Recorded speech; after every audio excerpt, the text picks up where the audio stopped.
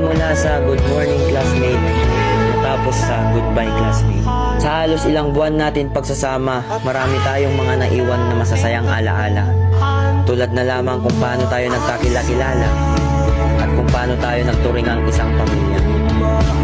Noong una, napuno ako sa takot at kaba kasi natatakot ako na baka ako'y kakaiba, lalo pat wala akong kakilala.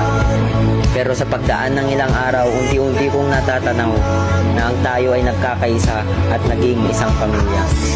Classmate, salamat sa bawat tawa, sa bawat kopya, sa bawat bully, at sa bawat alaala na ngayon ay natapos na.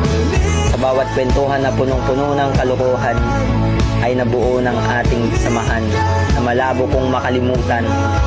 Paalam sa mga nawalan ng ballpen, paalam sa mga papel na binigay natin na kahit ang totoo ayaw naman natin magbigay.